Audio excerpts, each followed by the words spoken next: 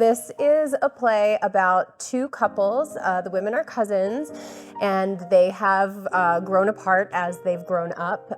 One couple is a very religious Midwestern couple, and the other is kind of your stereotypical Berkeley, California couple.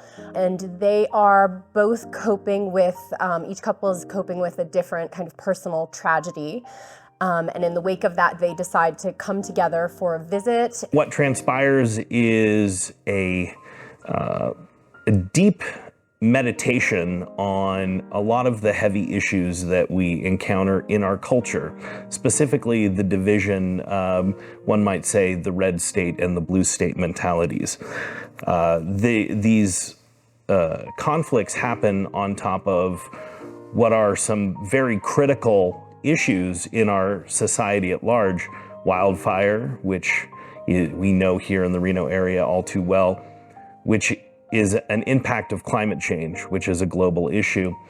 Also, issues related to chronic disease, terminal disease, cancer specifically, and then also violent crime and victims of violent crime. And what I really like about this piece is, as heavy as the material is, the outcome is one that is actually very, very entertaining and a really interesting, and I would argue, fun evening at the theater. We saw this play when it was a brand new baby. It debuted in LA in 2007. We saw it in San Francisco in 2008. It's beautiful, it's moving, and it has stayed with us. Like, since then, we think about it all the time and talk about it often. And when we realized that we had the possibility of submitting that script and actually working on this play that we love so much, it was just like a gift. We both, at that point in our lives, had thought the theater was behind us. We had different career goals and different personal aspirations. We moved back to Reno. I'm from Sparks originally. I encountered Reno Little Theater, and I started doing some acting work there, which was nice to kind of revisit that portion of my life. And our journey with this play actually started in November of 2018, when Alex and I submitted this script to the play selection committee at Reno Little Theater. The committee was very excited about it. We were offered the opportunity to direct the piece, and of course we said yes right away. This isn't our first time directing together. We have done it before, but we met studying theater at NYU, and so we've both been doing theater for a long time, but not together. And it really wasn't until we came here that we've had these opportunities. So it's been really fun. It's a nice way to spend time together and to kind of play together, doing something that we're both passionate about.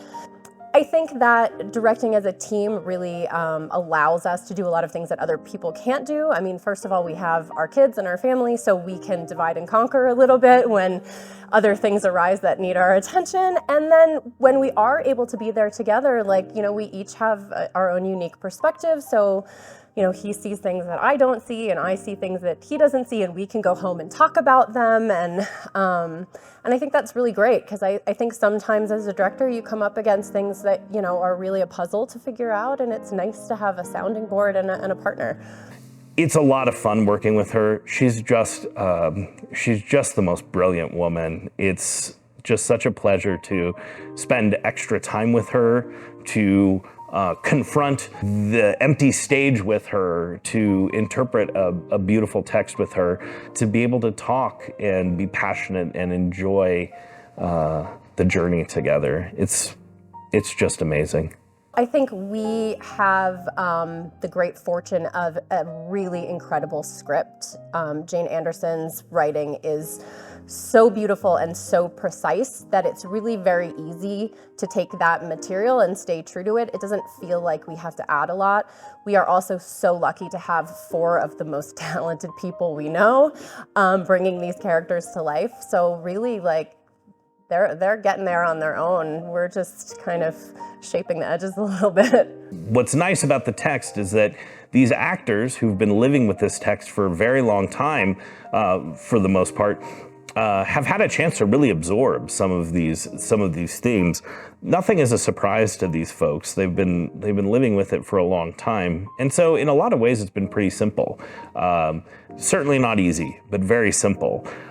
Being able to understand the very well-crafted beats that Jane Anderson has put together, frankly, makes it pretty easy to go into this heavy subject matter because everything is so rich and so well-crafted. Unfortunately, COVID happened, and we had to abandon the plans as Renal Theater shut down for the balance of the year. There was a lot of questions about whether it would come back. When Renal Little Theater came back, I don't think that they wanted to put up such challenging material for the patron base. I think they wanted something lighter to chew on, especially after being closed for so long. So we didn't know if or when it would ever come back. And in some ways, we felt like it might never come back, and we had kind of made peace with that. But then before the season was announced, Melissa Taylor, the executive director of Renal Little Theater, reached out to us and said, hey, we want to bring it back. Are you still interested? And we said, of course. And we reached out to the cast, and we're able to get most of them back. One of the folks, unfortunately, his career won't allow him to work at this time of year, which was really a bummer. But on the other hand, we were able to bring in another actor. He couldn't audition for the play the first time around because he had conflicts with the original time slot. So we were able to bring him in to the role, and it's just been fantastic. It's been amazing to finally actually get to do this. And it's, in a lot of ways, it's really cool because for us and for 3/4 of our cast, this is something that's just kind of been simmering for a long time. So people have had a lot of time to think about it, whether consciously or even just kind of in the back of your mind. And because we cast so far in advance, we were able to start working on the play. Back in the fall, we had a couple meetups and we did a lot of table work and a lot of talking before we actually started our rehearsal process in February. So by the time we started rehearsing, we were like right into blocking on our feet. Everybody was really ready to go and already starting to feel comfortable with each other. Like those relationships were already kind of built. So it's actually in some ways been, it started out as a curse and kind of turned into a blessing that we've had that time. I think that the play does a really beautiful job of giving everyone a chance to speak and not really vilifying anybody's opinions. And I think that especially in the context of grief and healing, it's nice to have these characters who, even though they do argue, ultimately are able to really affect each other. And that was a big part of kind of what we found so moving about the play. And I hope that other people are moved by it too. I hope that, I don't know, it's hard to say enjoy something that's heavy and sad, but it is really, really beautiful, and I hope that it touches people.